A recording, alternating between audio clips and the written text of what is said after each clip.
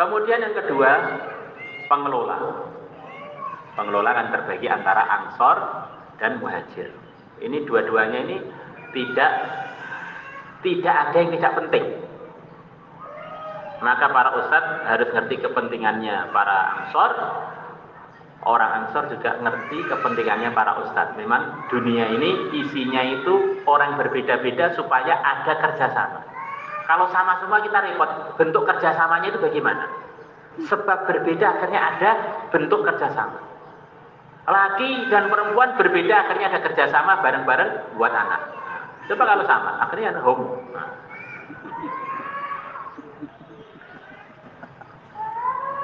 Sebab ada perbedaan adalah akhirnya ada pondasi, akhirnya ada tembok, akhirnya ada atap, ada itu. Itu karena mengkoordinasi perbedaan-perbedaan tadi akhirnya menjadi bangunan yang bisa bermanfaat.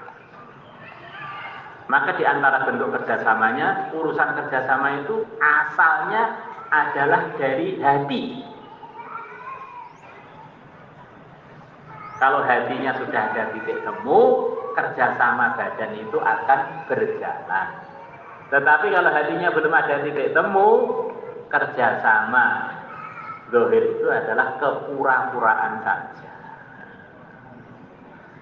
Di antara arahan Nabi kepada umat, siapa yang mendoakan orang lain kebaikan, Allah akan jadikan antara dia dan yang didoakan cahaya yang menyambung. Maka antara penanggung jawab itu harus ada saling mendoakan. Itu bagian kerja permanen kita di dalam kerja agama secara umum dan kerja pesantren itu.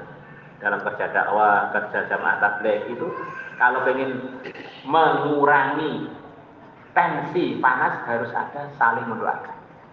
Dan ini dia nggak mau doakan, saya ngapain saya doakan? Lah kamu yang memulai dingin. Nggak usah nunggu orang itu kan tetap orang, bukan kita. Kita ya kita ini, jangan nuntut orang. Kalau saya sudah makbul, semuanya selesai di mahalah, di halaqah, di pesantren selesai. Kalau saya belum makbul, ngapain nuntut orang untuk macam-macam? Saya sendiri belum makbul. Bacakan Fatihah, bacakan Yasin. Ini saling mendoakan. Di samping Nabi bersabda, tahadau tahab. Salinglah kalian beri hadiah, Allah akan datangkan saling sayang antar kalian. Dan saling hadiah itu bisa hadiah doa, bisa hadiah materi. Hadiah materi ya walaupun apel satu sebagai tanda sayang. Nah, termasuk kita dengan suami kita, dengan istri kita, walaupun suaminya sudah suami lama, walaupun istrinya sudah istri lama, jangan lupa buatkan sambal. Kalau suaminya nggak sakit mah ya, atau buatkan kopi, buatkan makan makanan yang sehat. Saling membuatkan. Nah, kadang-kadang laki-laki itu merasa laki-laki itu harus dilayani. Namanya laki-laki itu harus di atas. Itu keliru. Tidak ada yang lebih laki-laki melebihi yang mulia Nabi besar Muhammad SAW. Beliau kalau pulang karena Rasulullah SAW fi mihnati ahli khidmat pada keluarga. Hadis Bukhari.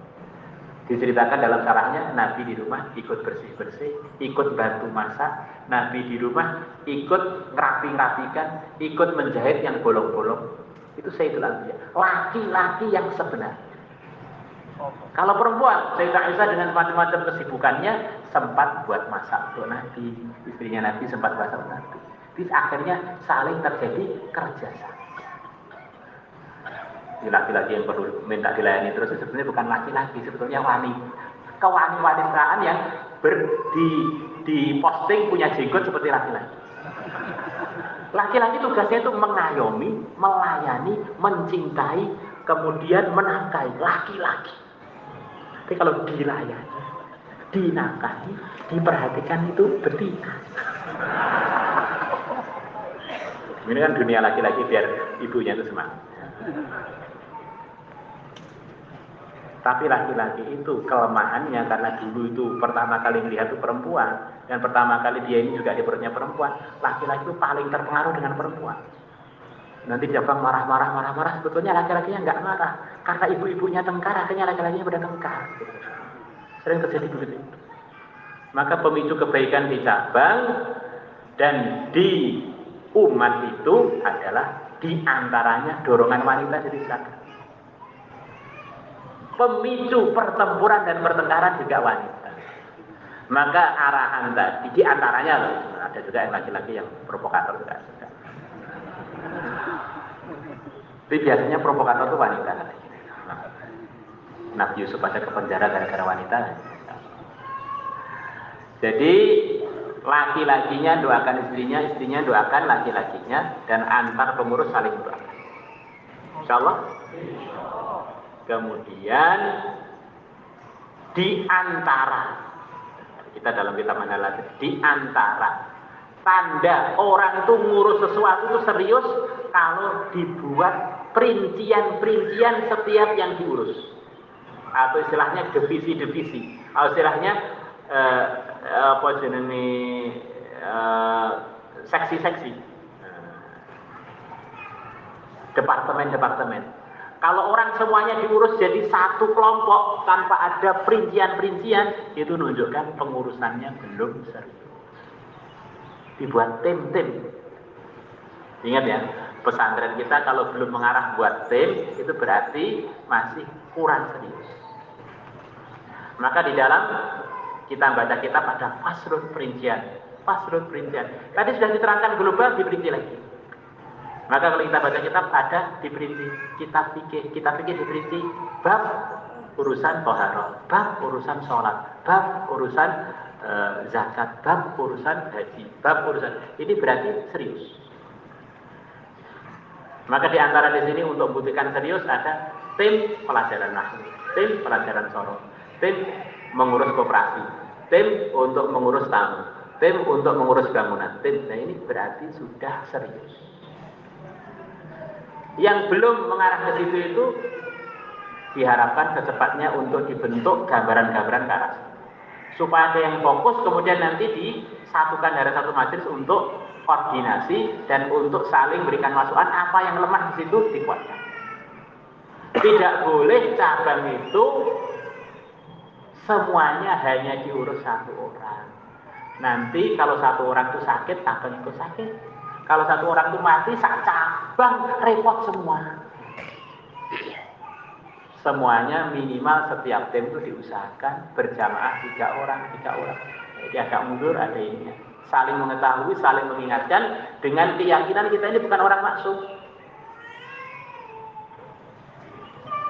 Ada orang itu diberi amanah di cabang urusan macam-macam karena sendirian, begitu ada masalah di situ nggak ada yang diajak musyawarah, akhirnya numpuk, tiba-tiba cabang sudah kolab baru ketahuan.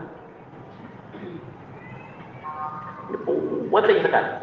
Termasuk urusan pengajaran, numpuk semuanya ustadz ini sampai semua pelajaran tidak ada yang maju karena ustadznya kebanyakan kebanyakan pikiran ya.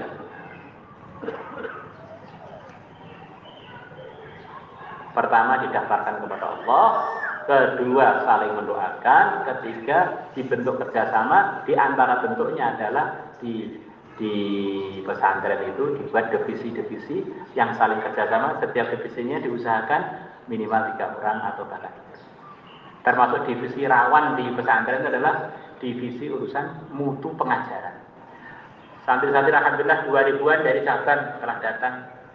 Putra yang telah daftar 1057 katakanlah, putri kurang lebih juga 1000-an sudah daftar. Dari situ bisa disimpulkan bahwa di antara yang lemah di cabang adalah urusan pemerataan tajwidul Quran, pemerataan baca Quran yang benar. Itu ada 2 sebab.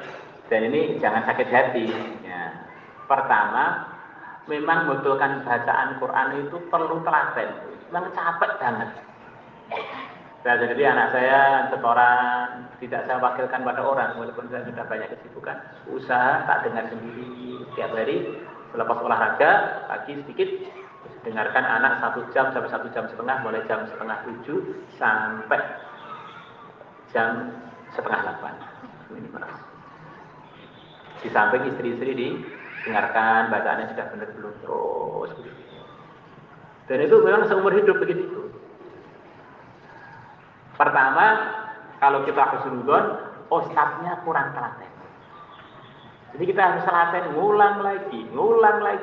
Namanya aja baca kan perlu latihan terus. Bahkan ustadz-ustadznya yang dulu sudah bagus bacaannya, kalau nggak dirawat cara bacanya dengan benar, nanti bisa balik seperti nggak standar lagi. Yang kedua, mungkin ustadznya waktu dikirim ke cabang belum sempat memperbaiki bacaan. Ini agak repot yang kedua ini. Maka belajar itu nggak ada istilah malu. Insya Allah di setiap cabang sudah ada ustadz yang bagus bacaan. Saya husnudzon begitu. Maka nggak usah malu, ustadz yang sudah atau ustadzah yang sudah bagus bacaannya untuk memperhatikan teman-teman dari kalangan ustadz atau ustadzah yang belum bagus bacaannya untuk bareng-bareng ngelola pesantren kita, lembaga keilmuan. Insyaallah. Kemudian yang keempat, pesantren kita secara umum ini sudah sepakat pengen jadi pesantren yang mandiri, yang tidak tomak kepada makhluk. Pertama kali dimulai dengan nata hati, nata amal. Selepas itu harus ada penataan manajemen keuangan pesantren. Coba antum pikirkan, di Al-Fatah. Di Al-Fatah santri yang mukim anggap saja 18.000. Ya. Gitu ya. Yang mukim mungkin 18.000. Mana yang dari desa banyak, apalagi wayahnya pada hijrah begitu banyak.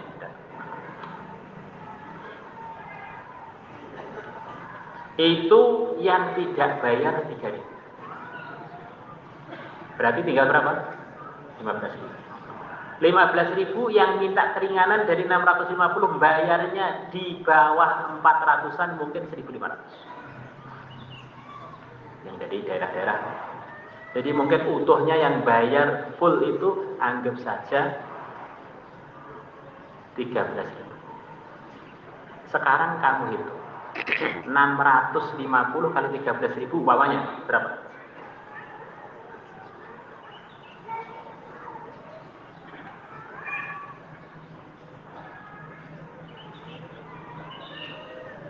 Ini tak berenung bareng-bareng. 8 juta 450. Kira 8 juta 450. 8 miliar itu uang receh kan. 8 miliar itu uang receh untuk ngelola 17.000 orang.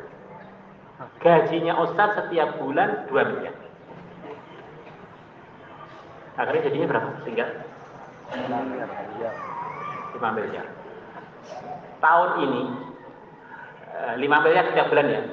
Untuk makannya santri, setiap sekali masak, anggap saja setiap 1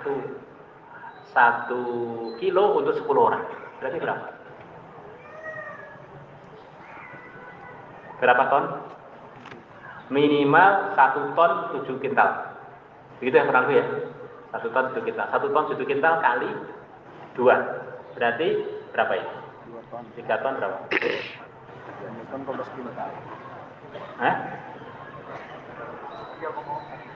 3,4 ton setiap hari belum dengan lauknya. Anggap saja setiap kilo apa itu 10.000. 10.000 kali 37 berapa?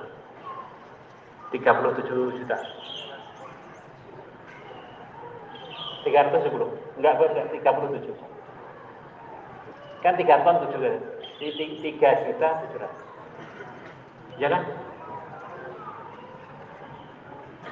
10.000 kali 3 ton. 1 ton namanya berapa? 1 ton kan 10 juta. Kan 3 ton, 37 juta. Nah, ya 37 kamu kalikan 1 bulan. Wes kesimpulannya kalau pakai uang itu tidak akan bisa bangun mepet-mepet. Tahun ini kita bangun kurang lebih, belum lagi kalau santri kurut dihitung, kalau santri kurut setengah tahun berkurang karena kurutannya bayar separuh, belum lagi dengan perkulangan berkurang kurang lebih dengan perpulangan yang hanya separuh 2 miliar.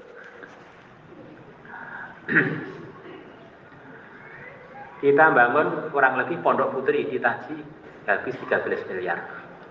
Kemudian pondok putri di sini habis, ini sebentar lagi jadi 48 kelas, kurang lebih 20 miliar. Terus kita beli tanah tahun ini kurang lebih 15-an miliar. Di maknanya bagi orang yang mau husnudzan itu Al-Fatihah itu banyak nusratullah ghaibiyah yang nggak perlu diceritakan secara detail gitu ya.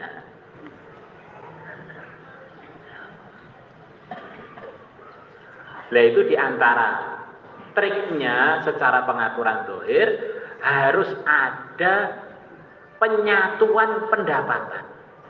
Jadi kalau dari pembayaran 650 benar-benar bisa bangun 10 kamar aja sudah bagus. Maka semua hasil koperasi itu dikumpulkan dari satu untuk menopang itu.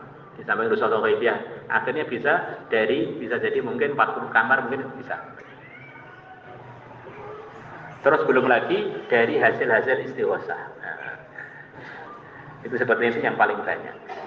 Bagi orang pengelola manajemen pesantren kok melihat Al-Fatah antara pemasangan bangunan kok masih suudon itu benar-benar sepertinya perlu disekolahkan di rumah sakit jiwa Solo. Ini beneran. Kamu hitung lagi nanti. Maka teman-teman kami yang belum pesantren, teman Gontor kemarin kalau sini terheran-heran. Kok iso bangunnya sempat itu pengeluarannya gimana? Lah banyak sawah gratis ya. Tahun ini ada orang berikan sawah orang Temboro kepada kami 2 hektar lebih. Kemudian kita bangun di Tasik, yang bangun tuh ini ada cerita. Ada orang dari luar negeri diperintah gurunya untuk mondok di Al-Fatah. Kemudian mondok di Al-Fatah diperintah lagi untuk khidmat di kandang kuda. Kemudian bagian nimpal dan saya nggak tahu orang itu orang apa juga nggak tahu. Jadi saya nggak ngurus. Suruh ngaji juga sulit dan sebagainya. Saya ini oleh guru saya suruh begini. Pasti dia bilang saya kok diperintahkan guru untuk membangun di sini boleh enggak? Dalam pikir saya paling duit piro sih. Jelas nggak kelihatan punya duit das. Ternyata tiba-tiba ayahnya datang. Ternyata ayahnya itu tokoh habib di negerinya, di negeri Arab sana. Ternyata dia punya perusahaan terbesar di negeri Israel. Perusahaan plastik yang plastik. Itu plastik terbesar bukan perusahaan terbesar yang lain, perusahaan plastik tas kresek macam gitu. Tapi kalau di sana besar kan ya lumayan. Tiba-tiba bangun sudah mungkin memberi uang saya sampai sekarang itu sudah lebih 5 miliar. Tidak ngira seorangnya. Jadi dikirim Gusti Allah, ada wali negeri Arab nyembuk, suruh ke sini, suruh nimpal kuda. Di cerita-cerita yang dalam kitab tuh masih ada juga kadang-kadang. Ya termasuk cerita-cerita di Al-Fatah mulai zaman Mbah Siddiq, zaman Ayah, zaman Kiai Zeron. Saya kira itu sudah berputus. Nabi Khidir sering mampir, ini ngomong dewe ya, Nabi Khidir sering mampir, sering itu. Saya pikir ini Nabi Khidir masih mau mampir, gak Temboro gelut aja ini. Akhirnya ada orang Habib juga dari Jakarta datang. Saya mimpi aneh Pak. Mimpi apa? Saya ini mimpi ketemu Nabi Khidir, salam pada antum, bilang saya masih di Temboro sekarang ngaji bareng anak-anak khidmat. Lumayan. Nah, ternyata ya masih lumayan. Baru sebelum ya 3-4 bulan yang lalu. Ini satu gambaran bahwa kalau ditata dengan baik, harapannya pondok itu nggak perlu tomak kepada siapa. Setiap ada bantuan dari luar pondok, tim itu tanya pada pusat. Ini kira-kira berkah nggak untuk pondok? Penting. Jangan terus pikirannya, nanti kalau ditanyakan, nggak boleh nanti. Takdir itu kalau kita ini mau dapat duit, tetap saya dapat. Kalau kita sendiri kadang-kadang menerima juga duit dari beberapa lembaga, bahkan dari pemerintah dengan niat untuk mengurangi hisabnya pemerintah, untuk bantu jalan biar gak kepleset-pleset orang, silakan aja. Kemudian kadang-kadang biaya operasional madrasah bos itu juga dari bos itu setiap tahun kita terima mungkin mendekati 10 miliar. Banyak nggak? Sanawiyah sak Jawa Timur paling banyak itu di Temboro. Aliyah kecil-kecilnya sepertinya di Temboro juga. Apa? Ya bosnya paling besar sak Jawa Timur. Kalau nggak kita terima nanti malah digunakan bangun gereja gimana? Ini alasannya orang terima lah kan ya. Tapi izin dulu ini sejak dulu juga diterima untuk mengurangi hisabnya pemerintah karena kita ini bayar pajaknya tok setiap tahun sekian M. Ya ini pajak kan mesaknya pemerintah kalau kita nggak menerima lagi nanti pemerintahnya nggak ada cahayanya nanti gimana? Yang memang nggak ada tendensi dan nggak ikut program apapun gitu ya. Setiap tahun itu yang juara pertama dan saya dapat sertifikat sampai 1 tumpuk bayar pajak paling aktif saat macetan namanya Ubaidillah pertama saya. Blok Al-Fatah dapat hadiah kulkas sampai saya ini bingung mau tak apakan tak dibuang juga gimana melantarkan harta tak berikan orang miskin nanti jangan-jangan jadi nakal akhirnya tumpuk aja sudah nggak berani ngambil saya. Ya ditumpuk di kemarin di dapur situ sekarang nggak tahu saya nggak terus.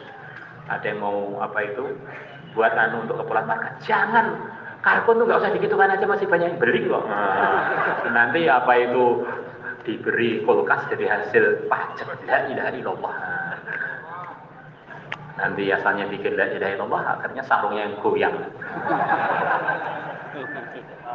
lalu diberikannya ada ustadz itu lo nggak usah diberi itu lo banyak yang bolos diberi hasil pajak hadiah pajak kan murni bang hadiah pajak ya ada kulkas kompor terus apa lagi ya ini maksudnya satu gambaran dikelola yang baik akhirnya nanti insya Allah akan ada kelebihan dengan amanah kelebihan itu insya Allah barokah terus andaikan ada uang datang dan itu halal kita terima. Ada sebagian cabang sembunyi-sembunyi terima uang-uang itu dari petugas-petugas bank. Sekarang cabangnya ditutup oleh Gusti Allah Tuhan itu bukan kita tuangkan sendiri harus gak karuan sampai mau kita buka selalu nggak jadi. Kita sudah sepakat mau sini Pak nggak jadi lagi terus. Jadi seperti pulungnya kalau orang Jawa pulung kalau itu ya mungkin nur pilihannya dari Allah itu terangkat kan. Padahal itu cabang yang tertua kedua. Ya, kedua ya. Istilahnya tertua kedua di cabang Al-Fatah. Maka ini minta kesepakatan semuanya untuk menerima dana selain yang kita kelola itu hati-hati. Kita ini pengen cabang itu kan cabang tidak kita minta setoran ke pusat kan ya. Nah, itu sudah harusnya bersyukur. Nanti kalau kita pajaki repot. Jadi bagaimana cabang itu bisa berkembang dengan baik bareng-bareng kalau waktunya mujahadah bareng, waktunya sudah longgar bareng. Jangan dipaksakan, belum waktunya longgar sebagian cabang mengeluarkan yang di luar kemampuannya, akhirnya punya utang. Selepas punya utang nggak bisa bayar, akhirnya santrinya keganggu makannya, keganggu fasilitasnya, masya Allah. Dan jangan sampai juga satu sebagian ada bisnis apa di dalam tanpa istimewanya akhirnya jadi lebih melejit, lebih lainnya itu menyebabkan menjadi kelemahan satu hati di dalam. Misalkan ini semuanya sebagai wakil-wakil dari pusat, semuanya dilaporkan nanti pusat yang seperti kita di sini kan ada belanja, ada itu, ada tim-tim. Setiap mereka dapat hadiah dilaporkan, dicatat dilaporkan. Kemarin dari tim belanja dilaporkan hadiah selama 1 tahun, sarung jumlahnya hampir 200, baju kaosnya berapa, uangnya sekian ratus juta. Dari setiap belanja diberi 500.000, 200.000, 1 juta, 1 tahun sekian ratus juta. Selepas diserahkan pada saya, ini haknya pondok. Jumlah kalian berapa yang khidmati Al-Fatah bagian perdapuran itu? 100 sekian. Tak pikir-pikir ini kalau tak bagi ini paling setiap orang hanya dapat 500 itu sepanjang tahun yang dapat gaji mereka. Akhirnya saya terima, kemudian kita bagi ke tim mereka sendiri dengan saya bilang, ini bukan hak kalian, tapi ini hadiah untuk tahun ini dikembalikan kepada kalian. Suatu saat demikian diambil, kalian nggak diberi satu ceper pun harus ridho, karena memang itu bukan haknya wakil. Kemudian di sini ada cabang-cabang kelas jauh, jumlahnya sekian puluh. Di sana ada koperasi. Ada koperasi ini stok 7 juta, setiap bulan laporan saya ada 6 juta. Sampai sekarang sudah sekian tahun ini kalau laporan tak lihat. Kemudian ini untuk sementara dibagi untuk semua ustadz yang ada di sana supaya lebih semangat. Tetapi umpama nanti tak ambil semuanya, itu hak kami, bukan. Jadi kita siapkan dulu. Paham ya? Itu dari 10-an, ya mungkin setiap bulan ada 50-70. Biasanya sampai sekian tahun ini saya kembalikan lagi kepada yang setor. Dengan ini Ustadz ini yang senior diberi sekian. Akhirnya alhamdulillah sampai sekarang bisa jalan. Insya Allah. Ya, kurang lebihnya begitu itu, dan jangan lupa selalu mendoakan pusat biar selalu dijaga oleh Allah. Urusan ikut pergerakan itu setiap madrasah cabang bisa posisinya beda-beda, maka asas pertama jangan sampai madrasahnya terganggu program Ahlus Sunnah wal Jamaahnya. Selepas itu kerjasama dengan program-program pergerakan, setiap cabang bisa hikmahnya berbeda-beda. Jangan dipaksakan, kalau itu nggak manfaat untuk cabang untuk diteruskan bentuk kerjasamanya, dan jangan dihentikan kalau memang itu di situ bermanfaat untuk perjuangan kita dalam mengelola kepesantrenan. Setiap tempat bisa berbeda. Tapi hubungan sebagai umat Muhammad, sebagai sesama Ahlus Sunnah, itu yang selalu harus terjalin, itu yang permanen, itu tidak seharusnya terkotori dengan ketersinggungan pribadi atau ketersinggungan kelompok. Karena itu adalah perintah dari Al-Quran supaya kita nganggep, meyakini semua mukmin adalah saudara kita. Katanya sebagian ulama, awal dari persatuan adalah memahami perbedaan. Asalkan itu tidak maksiat, kita harus memahaminya. Wujudnya semua yang hadir di sini, putra atau putri, karena ada pemahaman perbedaan. Saya pengen cari istri, berarti cari perbedaan. Untuk dicari kesatuannya, akhirnya keluarlah si A, si B, si C sampai sekian banyak karena memahami perbedaan. Akhirnya ada persatuan, namanya pernikahan. Kita ngelola pesantren dengan sebab memahami perbedaan, wali murid juga beda dengan kita, santri juga beda dengan kita cari titik temu namanya pendidikan, akhirnya muncullah persatuan namanya pesantren. Di awal dari persatuan adalah memahami perbedaan. Munculnya jamaah tabligh bisa diterima di mana-mana karena mereka cari titik temu dengan 6 sifat itu. Dengan ada usul-usul dakwah itu. Dengan ada 4 amal itu.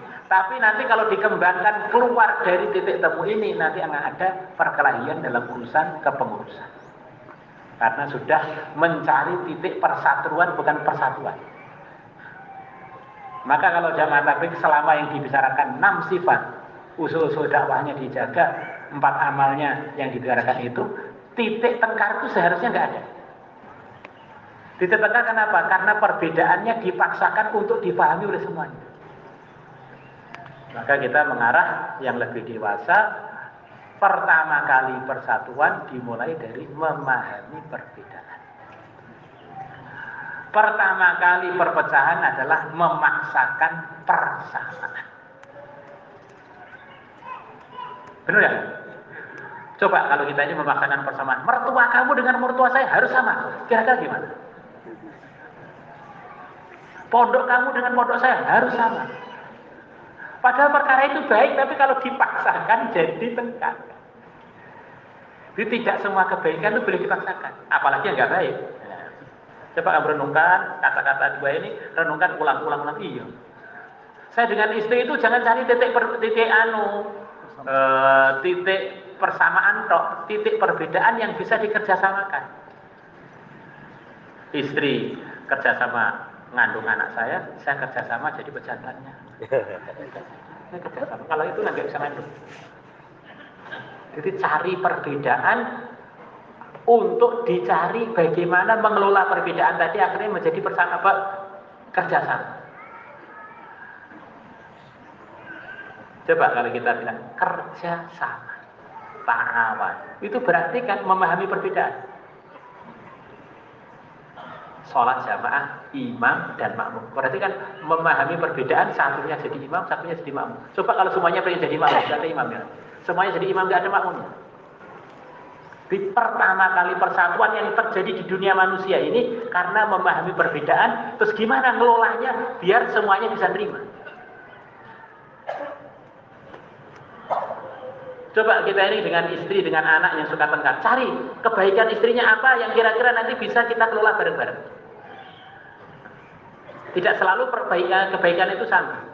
Kita dengan mertua kadang-kadang tengkar. Coba cari titik temu dengan mertua yang kira-kira bisa dikerjasamakan. Nanti akhirnya kan tinggi. Jangan memaksakan persamaan walaupun persamaan itu baik. Mungkin kalau saya ini memaksakan persamaan, istri saya satu aja nggak jadi kan. Karena memahami perbedaan akhirnya satu ternyata masih bisa ditambah lagi untuk kerjasama. Ternyata 4 juga nggak terlalu berat. Yang dicari itu memang ya bagaimana dikelola bareng-bareng. Masa di rumah ada acara tahajud bareng, ada acara setoran bareng. Itu pun sering nggak hadir bareng. Sebenarnya saya nggak peduli, saya penting saya program. Akhirnya jangan memaksakan kondisi teman kita yang waktu itu nggak siap, kita nggak tahu kan. Yang penting kita program baik. Jangan sok maksakan kehendak walaupun pengen kita itu baik. Orang itu kalau pengen orang lain sama dengan dia, ini sama aja bilang, ya Allah, saya pengen yang ngelola takdir saya saja, nggak usah kau. Jadi orang itu kalau nuntut harus satu pikiran dengan kita itu lucu. Wong kita aja loh, dengan mertua nggak satu pikiran, dengan ayah nggak satu pikiran, dengan istri nggak satu pikiran, dengan anak nggak satu pikiran. Kita sendiri namanya nggak jujur dengan diri sendiri loh. Untuk diri kita longgaran, nggak apa perbedaan. Sementara orang lain harus sama dengan saya. Ya namanya lucu. Namanya nggak jujur dengan diri sendiri. Nggak jujur dengan diri sendiri, nyuruh orang lain jujur pada kamu. Salah ya. Jadi kurang lebih gambaran-gambaran hidup sebentar itu biar banyak pahala.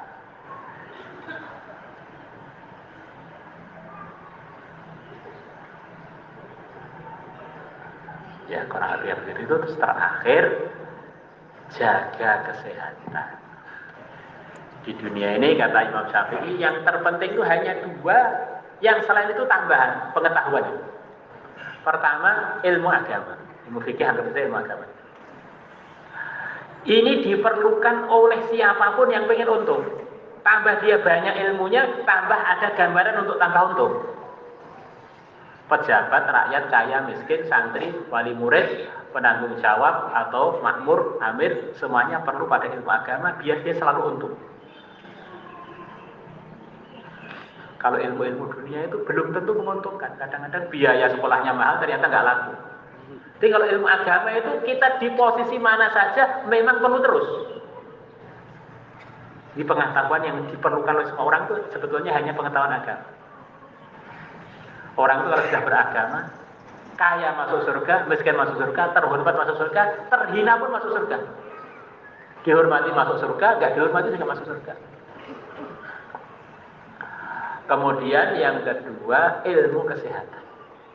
Itu diperlukan oleh ustadz, oleh ustazah, oleh wali murid, oleh santri. Orang itu kalau nggak sehat, jadi ustaz juga nggak enak. Jadi santri juga nggak enak. Jadi orang kaya juga nggak enak. Jadi pejabat juga nggak enak. Nggak sehat. Ya kita ini badan kita akan rusak sih, betul akan rusak. Tapi minimal kita ini amanah lah, diberi amanah oleh Allah, badan ini dirawat sebaik-baiknya. Maka saran saya, dijaga benar pola hidupnya, dijaga benar. Usahakan pola makan itu diperhatikan, makan saya itu sudah benar atau belum. Di antara tanda makanan itu benar, di antara tandanya kan, kalau makanan itu nggak ada rasanya. Semua makanan yang enak harus kamu urus. Kok bisa enak itu ceritanya bagaimana, kartu jarinya bagaimana, dicampuri apa, berapa kadarnya. Kalau makanan asli itu kan secara umum nggak ada rasanya. Kok bisa berasa, harus diurus. Harus bentuk tim keamanan untuk ngurus makanan kok bisa enak itu gimana? Maka kalau dilihat ke makan kesehatan, makanan yang orang-orang fitness, orang-orang olahraga itu rata-rata tidak ada rasanya. Kentang ya dicelup aja, digodok, dikantok. Kemudian tempe ya tempe dikukus. Kemudian kalau asin ya paling dicolokin ke tangan gitu. Dan di Indonesia itu sumbernya makanan sehat ya. Hanya cara ngelolanya itu yang kurang sehat. Diberi biji, diberi asin, diberi gula, jadi nggak karu-karuan. Coba itu dikukus saja, lebih murah, nggak perlu minyak, nggak perlu apa, pusatnya sehat, gajinya lebih. Belum jajanan-jajanan yang beredar ini, Masya Allah. Coba direnungi lagi, minum yang cukup, terus istirahat. Istirahat yang terbaik bagaimana? Sesuai dengan yang dicontohkan Nabi kurang lebihnya. Siang harus ada, usahakan harus ada qailullah. Malam Nabi mayoritas penggunaan malam beliau kecuali waktu-waktu tertentu adalah untuk istirahat. Sampai para ulama mengatakan kurang lebih istirahatnya Nabi siang dan malam tidak kurang dari 6 jam. Maka banyak pesantren termasuk di Turki, pesantren mewajibkan santrinya istirahat 6 jam. Tidak boleh lebih dianggap kebanyakan, tidak boleh kurang dianggap kurang. Kok bisa? Anggap saja qailullah 1 jam. Kemudian Nabi tidur awal malam. Mulai jam 6, anggap saja jam 6 sampai jam 6 lagi sampai subuh, anggap saja 12 jam. Mulai tenggelam matahari. Kalau awal malam anggap saja beliau jam 9 sudah tidur. Atau jam 8 sudah tidur. 8, 9, 10, 11, 1, 2. Terus akhir malam beliau bangun tahajud, kemudian lepas tahajud tidur lagi sebentar. Ini tertib terbaik untuk ngerawat hidup kita, yaitu istirahatnya diusahakan semirip mungkin dengan istirahatnya. Terus waktu seriusnya kapan? Waktu seriusnya waktu melek. Ya pagi sampai qailullah. Dan selepas qailullah sampai asar, asar sampai maghrib, maghrib sampai isya, itu waktu kita mengforsir semua tenaga kita untuk agama, untuk mutola'ah, untuk melola itu. Waktu istirahat. Istirahat dengan adab-adab sunnah agar dapat pahala. Jangan dibalik. Waktu malam banyak begadang, kemudian waktu siang waktunya efektif, kita malah banyak ngantuk. Kenapa saking panjangnya tahajud? Tahajud sing piye panjangmu gitu. Panjang dia Kanjeng Nabi nek terah tenanan tahajudmu pirang jam balik. Berarti hanya begadang yang enggak jelas kadang-kadang. Ini begadang pun harus bermutu. Begadangnya itu waktu selepas tahajud itu bisa bertolak lagi. Maka ada teman-teman dari cabang kelihatan mujahadai, kita ikhlas mujahadai. Nek terah tenan itu seger malah itu. Tidak ada aturannya. Kadang-kadang kurang mikir.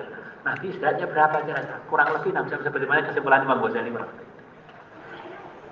Bahkan ada yang mengatakan lebih, ada kemungkinan lebih. Itu sudah perawatan badan yang terbaik. Nanti kalau kita kurang dari itu, khawatirnya sepertinya ngejos, ternyata badan kita cuma rusak. Kemudian tertib makan. Katanya sebagian teman, jadi yang biasa saya praktekkan, tubuh kita itu pencernaannya terbagi menjadi 3. Pertama, waktu pencernaan kita ngunyah. yang mana waktu ini waktu terbaik untuk kita makan besar, yaitu mulai ghodak sampai asya, mulai makan siang sampai sebelum isya, al-asya qabla isya. Kurang lebihnya makan besar yang terbaik selepas azan zuhur sampai sebelum isya. Ini jam 12 sampai jam 8 ya. Jam 12, 1, 2, 3, 4, 5, 6, 7, 8. Ini waktu kalau kita mau makan besar bagusnya begitu. Nanti antum rasakan kan beda nanti. Terus jam 8 sampai jam 4 itu waktunya tubuh menyerap makanan yang sudah masuk. Maka orang yang makan selepas jam 8 itu, Masya Allah pencernaannya kasihan. Ini waktu nyerap masak diisi lagi. Waktu nyerap diisi lagi. Misalkan malam kalau terpaksa lapar, minum air putih aja. Maka banyak teman-teman selepas di markas makan khidmat malam, badan cukup terusan. Karena memang keliru. Terus mulai jam 4 sampai jam 12 itu waktunya pembuangan. Seluruh dunia baik kalau jam 4 sampai jam 12 ngantri di WC. Itu normalnya orang. Jadi orang itu pembuangannya maksudnya 2 itu normalnya mulai jam 4 pagi sampai jam 12 siang. Kalau orang malam 2, siang 2, ngasar 2, berarti makannya gak karuan. Jadi tanda makan kita itu benar kalau 2 kita itu antara jam 4 pagi sampai jam 12 siang. Nah itu kalau kita sarapan, kalau bisa sarapannya bukan yang terlalu berat. Kalau kita pengen makan berat. Kalau saya sendiri sarapan biasanya minum extra food 1 sendok, kemudian makan buah, terus makan putih telur 3 sampai zuhur, lepas zuhur baru makan besar. Nggak ada karbohidratnya. Saya makan karbohidrat itu kentang atau nasi biasanya antara zuhur sampai isya. Itu biasanya sekali, yang lainnya sayur, buah, protein. Protein paling murah ya putih telur. Iya kan kira-kira, setuju kan? Coba kamu kerjakan kan, insya Allah nanti pertemuan tahun depan lebih kurus yang merasa gemuk. Terus tiap hari usahakan ada olahraga minimal setengah jam sempurna minimal. Dan untuk yang sudah merasa umur 40 tahun ke atas harus olahraganya ditambah beban. Beban itu nggak selalu harus barbel, push up, kemudian naik turun tangga, itu sudah dianggap beban. Karena tubuh kita selepas umur 40 itu setiap tahun ototnya akan hilang 1%. Dan otot tubuh kita itu hanya paling 20%. Hampir bisa dipastikan, apalagi ibu-ibu yang memang suka melahirkan, itu gampang sekali tubuhnya itu tulangnya ngeropos. Maka lebih perlu olahraga putri daripada putra. Jadi dipastikan kalau orang nggak olahraga walaupun dia nggak sakit, selepas umur 40 nggak ada olahraga, umur 55 sudah KKN, kiri kanan nuntun, sudah miring-miring karena tubuhnya sudah nggak ditopang oleh otot. Jadi keliru sedikit tidur bisa patah tulangnya, sudah nggak ada pembungkusnya. Justru kalau umurnya itu 40 ke atas malah justru lebih wajib olahraga lebih waktu muda. Nyangkul kah atau apa, atau ya barbel berapa, nggak usah berat-berat, 20 kilo.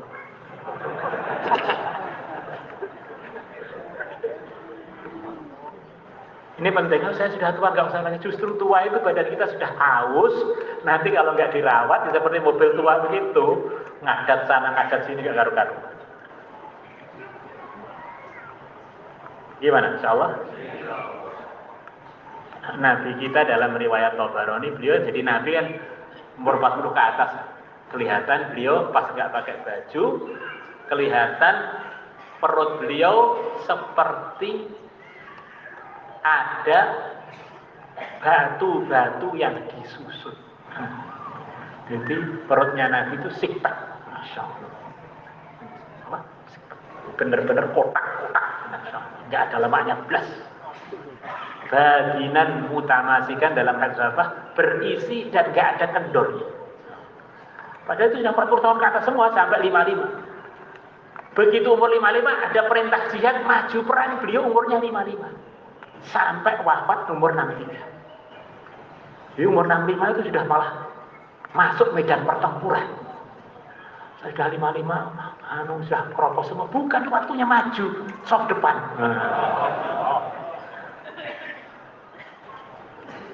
Rabi. Karena jadi ustaz itu perasaannya ilmuwan pertama itu ya para ambiya. Kita ini kan hanya jiplak tok. Mestinya itu semangat. Ibu-ibu juga itu penting sekali. Jadi orang itu diusahakan setiap hari itu minimal naik turun lututnya itu 50 kali. Itu kalau dihitung kurang lebihnya kalau kita sholat 5 waktu baru 17 kali. Kemudian ditambah sholat rawatib itu anggap saja 10 rakaat ya, berarti 27. Kemudian ditambah sholat tahajud 11 rakaat berarti 38. Kemudian sholat duha 4 rakaat berarti 42. Masih kurang lagi tambah sholat tasbih 4 rakaat 46. Kemudian tambah apa lagi ya? Awabin 6 rakaat. Nah, itu minimal sholat sunnahnya begitu itu. Kalau itu nggak istiqomah olahraga aja deh. Minimal supaya lutut kita ini masih bisa dipakai, masih bisa pakai WC jongkok. Jangan baru umur 40 WC-nya sudah nggak bisa pakai WC duduk. Itu masya Allah, speedy. Ini untuk ibu-ibu penting itu masya Allah karena bebannya lebih berat. Nah, bawa anak, bawa suami juga.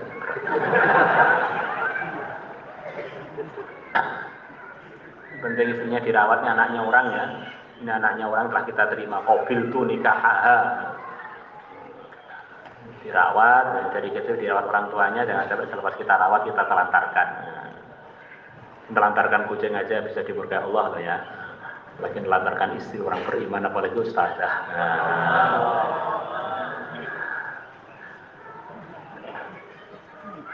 Latihan makanan murah meriah sehat dikurangi rasa-rasanya tadi. Kemudian anak-anak kita juga kita latih.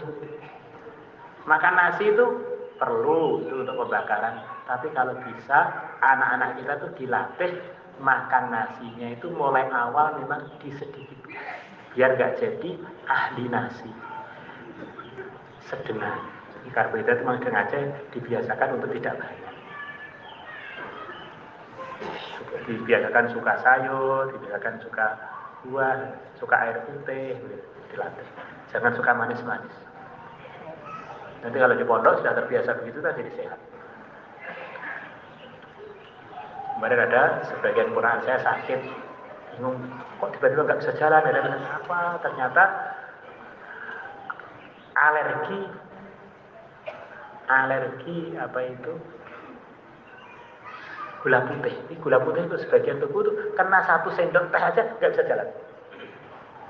Bahayanya gula putih. Dan alergi nasi, kena nasi nggak boleh. Masya Allah. Maka kadang-kadang kita ini lemas, bingung ya. Coba tinggalkan nasi putih dulu dan gula putih. Kok ternyata jadi enak? Oh ternyata saya ini nggak cocok dengan nasi putih dan gula putih. Nah makanannya apa? Banyak tempe, banyak kentang, banyak tahu, banyak yang dikukus, jangan digoreng.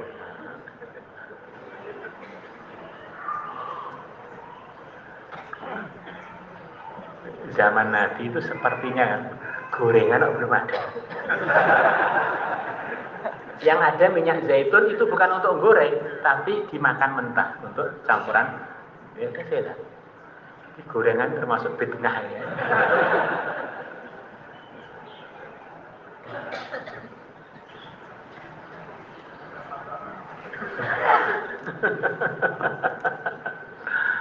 Alhamdulillah. Jadi sebetulnya ada kaidah yang paling mudah. Dia itu bukan terlalu berat tadi mungkin. Kaidah paling mudah. Orang itu kurang sehat itu secara umum karena makannya itu di atas porsinya. Kalau makannya hanya beberapa sesuai keperluan insya Allah juga. Walaupun kadang-kadang agak keliru masih ditoleransi lah oleh badannya. Tapi kalau sudah keliru terus berpiring-piring insya Allah ya. Terus diusahakan ada puasa-puasa sunnah. Sumu tasihu sehat. Kemudian puasa kalian yang sehat. Di samping itu terapi untuk membersihkan hati. Siapa yang puasa 3 hari setiap bulan, yudhibu wa harasatri, menghilangkan penyakit hati. Dan ini di Sabang kan banyak penyakit hati. Namanya ngelola lembaga, yang dari lembaga itu muncul semua kebaikan, tentu setan nggak suka. Insyaallah. Allahumma shalli ala sayyidina Muhammad wa ala ali sayyidina Muhammad kama shallaita ala sayyidina Ibrahim wa ala ali sayyidina Ibrahim fil alamin innaka Hamidum Majid. Ya Allah, kami titipkan kepada Allah, ya Allah, iman kami, amal kami, keluarga kami, langkah dan keputusan kami, pesantren kami, ya Allah, cabang-cabang kami, ya Allah, niat-niat kebaikan kami, ya Allah, masa depan akhirat dan dunia kami, ya Allah, dan negeri kami ini, ya Allah, dan semua yang hadir di majelis ini, ya Allah, bimbinglah kami semuanya, luruskanlah kami semuanya, tuntutlah kami untuk menuju langkah-langkah yang lurus, menuju langkah-langkah yang barokah. Jadikanlah kami, ya Allah, saf terdepan dalam mengamalkan agama, memperjuangkan agama, garda terdepan dalam memperjuangkan dan membangkitkan Ahlus Sunnah wal Jamaah. Jadikanlah kami semuanya asbab persatuan untuk diri kami, untuk umat, untuk lembaga yang kita kelola, ya Allah. Satukan hati, satukan fikir untuk selalu dalam ridhamu, untuk selalu mengikuti yang mulia dan besar Muhammad sallallahu alaihi wasallam. Ya Allah, ya Allah, ya Allah, keburukan-keburukan yang ada pada diri kami, dan cacat kami dan pesantren kami dan pergerakan kami, ya Allah, hilangkanlah keburukan-keburukan tersebut, ya Allah. Isilah dengan kebaikan, isilah dengan saling baik sangka, isilah dengan saling memahami, isilah, ya Allah, dengan anugerahmu, rahmatmu, hidayahmu, ya Allah. Ya Allah, ya Allah, ya Allah, hajat-hajat yang di pesantren kami, yang dalam urusan akhirat dan dunia kami, di cabang-cabang kami, bangunannya, perluasannya, bayar hutang-hutangnya, ya Allah, selesaikanlah semuanya, ya Allah. Selesaikanlah semuanya, ya Allah. Mudahkanlah semuanya, ya Allah. Berkailah semuanya, ya Allah. Datangkanlah hamba-Mu, ya Allah. Datangkanlah umat Nabi-Mu, ya Allah, untuk kerjasama dengan kami di pesantren kami, di pergerakan kami, di segala bidang kami, disertai dengan bimbingan dari Engkau, disertai dengan kelurusan, disertai dengan keberkahan, ya Allah. Innaka ala ma tasya'u qadir wa bil ijab jadir. Santri-santri yang telah datang ke cabang, yang telah datang dari cabang, yang akan pergi ke cabang, alumninya, penanggung jawabnya, ya Allah, jagalah semuanya, ya Allah. Jagalah zahir batinnya, ya Allah. Jagalah zahir batinnya, ya Allah. Jagalah segala urusannya, ya Allah. Mudahkanlah hajat-hajatnya, ya Allah. Hidupkan dalam ridhamu, ya Allah. Wafatkan husnul khatimah dalam ridhamu, ya Allah. Dengan berkahnya seluruh guru kami, dengan berkahnya seluruh walimu, ya Allah, dengan berkahnya wali songo, dengan berkahnya para a'immah, dengan berkahnya para muhaddisin, dengan berkahnya guru-guru yang kami punya sanad kepada beliau-beliaunya, dengan berkahnya para sahabat, dengan berkahnya yang mulia Nabi besar Muhammad SAW. Ya Allah, kabulkanlah doa-doa kami tadi, ya Allah, dengan segala kemudahan tanpa ada hajat, tanpa rintangan. Majlis ini berkailah, ya Allah. Majlis ini berkailah, ya Allah. Semua yang hadir berkailah, ya Allah. Semua yang hadir mudahkanlah urusannya, ya Allah. Semua yang hadir, ya Allah, tunaikan hajat-hajatnya, ya Allah. Sembuhkan penyakit-penyakitnya, ya Allah, tanpa ada ujian, tanpa rintangan. Sallallahu ala sayyidina Muhammadin nabil ummi wa ala alihi wa sahbihi wa baraka sallallahu alhamdulillahi rabbil alamin.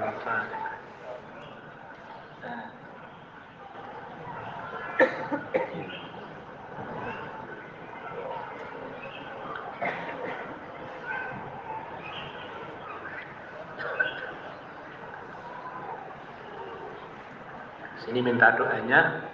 Tahun ini kita akan banyak pembangunan mungkin. Termasuk diantaranya rencana kami nanti pertemuan wali murid depan, putra dan putri, niatnya itu kalau bisa satu lokasi. Putrinya di belakang, terus kemudian putranya di depan, kita akan bangun begini lagi di tempat sana. Ya, gambar untuk putra, di belakangnya 2 hektar lagi. Maka minta doanya semoga itu beres. Jadi nanti lebih mudah pengelolaannya, lebih mudah parkirnya. Jadi seukuran ini lipat 5 ya. Karena ini kan 4.000 meter saja. Ini 4.000 meter, ini 40 kali 100. Di sana nanti 2 hektar. 2 hektar itu ya 4.000 kali 5 ya. 20.000 meter. Akhirnya genap dengan depan 4 hektar lumayan. Niatnya begitu, itu bertahap-tahap mau diberi lantai yang sesuai biar awet, rencananya pakai batu aja, pakai batu marmernya. Duitnya dari mana? Duit nggak bisa apa-apa kok, berharap ada duit. Niat dulu.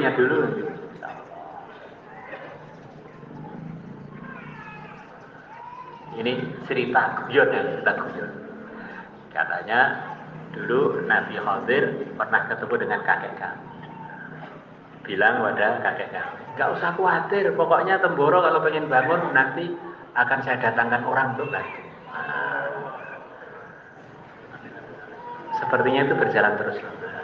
Maka kalau kalian tirakat nanti insya Allah pondok itu kan cabangnya Al-Fatah, nanti juga dikirim juga duit ke sana.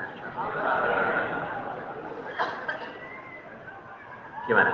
Insya Allah. Kalau belum ada duitnya, nah amal agama apa perlu duit? Amal agama itu perlunya badan kita ini. Ini badan kita ini sudah pabrik sempurna untuk amal agama dengan sempurna. Ini sekedar tambahan aja, yang lain-lain itu tambahan. Oke, insya Allah. Ya.